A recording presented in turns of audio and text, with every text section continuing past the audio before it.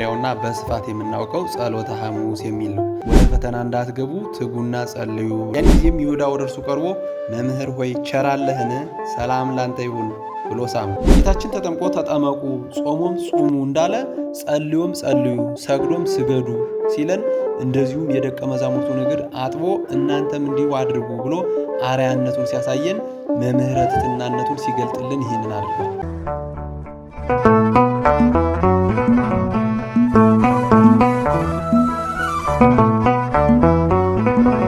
ኦርቶዶክሳውያን እንደምንሰነበታችሁ። እንኳን ለሰሙነ ሕማማት ወይም የሕማማት ሳምንት አራተኛው ዕለት ወይም በአብዛኛው ስሙ ጸሎተ ሐሙስ እየተባለ ለሚታወቀው ዕለት በሰላም አደረሳችሁ። በዛሬ ቪዲዮአችን የሕማማት አራተኛዋ ቀን ወይም ዕለተ ሐሙስ ስያሜዋ ምን ትባላለች፣ በዕለቱ የሚደረጉ ምስጢራትስ ምን ምን ናቸው የሚሉትን ጥያቄዎች እንመለከታለን። ለቻናላችን አዲስ ከሆናችሁ ቻናላችንን ሰብስክራይብ እያደረጋችሁ ጀምሩ። ከሰሙነ ሕማማት ዕለታት መካከል ዕለተ ሐሙስ ሰፋ ያሉ ስራዎች የተሰሩባትና ብዙ ስያሜም ያላት ዕለት ናት። ከነዚህም መካከል የመጀመሪያውና በስፋት የምናውቀው ጸሎተ ሐሙስ የሚል ነው። በዕለተ ሐሙስ ጌታችንና መድኃኒታችን ኢየሱስ ክርስቶስ እርሱ የዓለም መድኃኒት የሰው ልጆችንም ሁሉ ልመና የሚቀበል አምላክ ሆኖ ሳለ በዚች ቀን በአትክልቱ ቦታ ገብቶ አይሁድ መጥተው እስከሚያስይዙት ድረስ ሥጋን የተዋሃደ ፍጹም አምላክ እንዲሁም ፍጹም ሰው መሆኑን ለማጠየቅ ለአርአያነት ይጸልይ ስለነበረ ይህች ዕለት ጸሎተ ሐሙስ ተብላ ትጠራለች። ጌታችን በዚህ ዕለት ደቀ መዛሙርቱን አብዝቶ ሲያስተምራቸው ሲመክራቸውም ቆይቶ ነበር። ዓይኖቹን ወደ ሰማይ አቅንቶም እርሱ ከአባቱ ጋር እንደሆነም ነግሯቸው ነበር። ከዚያም ለብቻው ፈቀቅ ብሎ ወዙ እስኪፈስ ድረስ ከሰገደና ከጸለየ በኋላ ወደ ደቀ መዛሙርቱ ሲመለስ ተኝተው ስላገኛቸው ከተኙበትም ቀስቅሶ 1 ሰዓት ያህል እንኳን ከእኔ ጋር መትጋት አቃታችሁን? ወደ ፈተና እንዳትገቡ ትጉና ጸልዩ ብሏቸዋል። ከዚህም በኋላ እርሱ ከባሕሪ አባቱ ከእግዚአብሔር አብ ጋር ስላለው አንድነትና ክብር ለሐዋርያት ካስተማራቸው በኋላ ኢየሱስም ይህን ተናግሮ አትክልት ወዳለበት ስፍራ ወደ ቄድሮስ ወንዝ ማዶ ከደቀ መዛሙርቱ ጋር ወጣ፣ በዚያም ገባ ተብሎ እንደተጻፈው ከደቀ መዛሙርቱ ጋር ለጸሎት ወደ አትክልቱ ስፍራ ሄደ። የአስቆሮቱ ይሁዳም ይህችን ስፍራ ቀድሞ ጌታ ይወዳት እንደነበር ያውቃልና የካህናት አለቆችንና ጸሐፍት ፈሪሳውያን እንደዚሁም ሌሎች ጋሻና ጦርን የያዙትን ጭፍሮች አስከትሎ ወደ እርሱ መጣ። በዚህም ጊዜ ጌታችን ደቀ መዛሙርቱን ተነሱ እንሂድ፣ እነሆ አሳልፎ የሚሰጠኝ ቀርቧል አላቸው። ከዚያም ወደ እነርሱ ቀርቦ ማንን ትፈልጋላችሁ አላቸው። እነርሱም ንሕነሰ ነሐስስ ኢየሱስ ናዝራዊውን ኢየሱስን እንፈልጋለን አሉት። ያን ጊዜም ይሁዳ ወደ እርሱ ቀርቦ መምህር ሆይ ቸራለህን? ሰላም ላንተ ይሁን ብሎ ሳመው። መሳሙም ኢየሱስ ከደቀ መዛሙርቱ መካከል የትኛው እንደሆነ ለአይሁድ ለይቶ ለማሳየት የተጠቀመው የጥቆማ ምልክት ነበር። ምክንያቱም የጌታ መልክና የወንጌላዊ ዮሐንስ መልክ ይመሳሰልባቸው ነበርና ለይቶ ሲያሳያቸው ነው። ያን ጊዜም ጌታችን የሰውን ልጅ በመሳም አሳልፈህ ትሰጠዋለህን ብሎታል።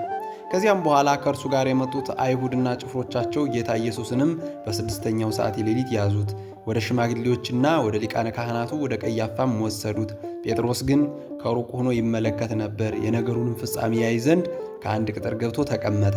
አይሁድም ይህን ቤተ መቅደስ አፍርሱት፣ በ3ኛውም ቀን እሰረዋለሁ ብሏል ብለው ከሰሱት። ለዚሁም 2 የሐሰት ምስክሮችን በክርስቶስ ላይ አመጡ። ሊቃነ ካህናቱም ተነስቶ እንዲህ ሲያጣሉህ አትሰማምን አለው። ጌታችን ግን ምንም አልመለሰለትም። ሊቀ ካህናቱም ክርስቶስ ተብሎ የተነገረልህ የእግዚአብሔር ልጅ አንተ እንደሆንክ ንገረኝ አለው። ጌታችንም አንተ አልክ አለው። ያን ጊዜ ሊቀ ካህናቱ ተናዶ ልብሱን ቀደደው፣ ራሱንም በብረት ዘንግ መቱት።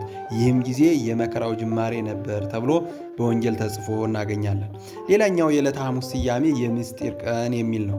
ከ7ቱ ምስጢራተ ቤተ ክርስቲያን መካከል አንዱ የሆነውና ዋነኛው የሆነው ምስጢረ ቁርባን የተመሰረተው በዚህች ዕለት ነውና ይህች ዕለት የምስጢር ቀን ትባላለች።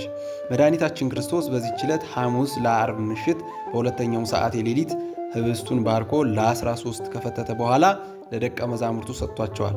እንጀራን አንስቶ ባረከ፣ ቆርሶም ለደቀ መዛሙርቱ ሰጠና እንካችሁ ብሉ፣ ይህ ሥጋዬ ነው አለ።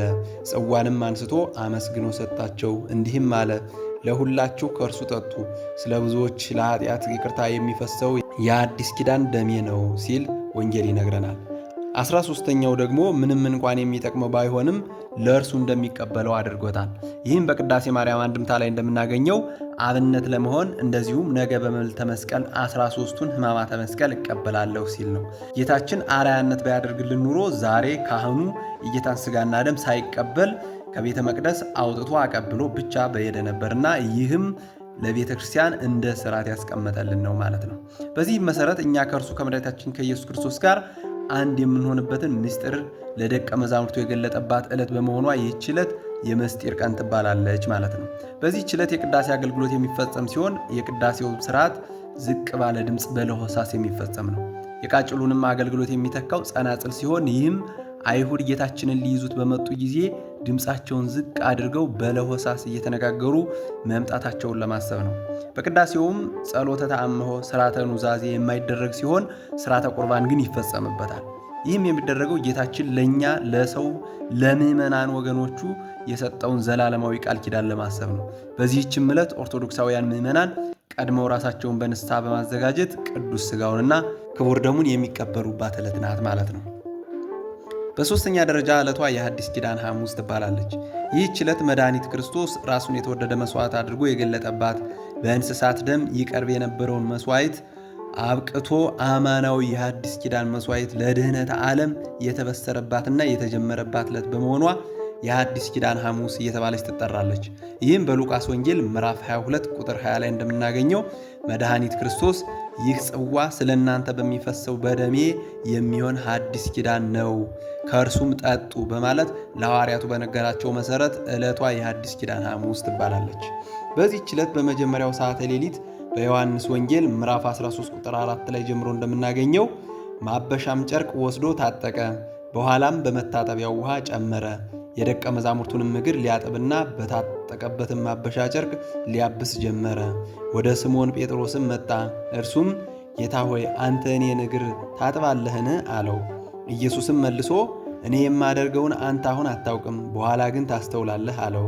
ጴጥሮስም የእኔን እግር ለዘላለም አታጥበኝም አለው። ኢየሱስም ካላጠብኩህ ከእኔ ጋር ዕድል የለህም ብሎ መለሰለት። ስምዖን ጴጥሮስም ጌታ ሆይ እጄንና ራሴን ደግሞ እንጂ እግሬን ብቻ አይደለም አለው።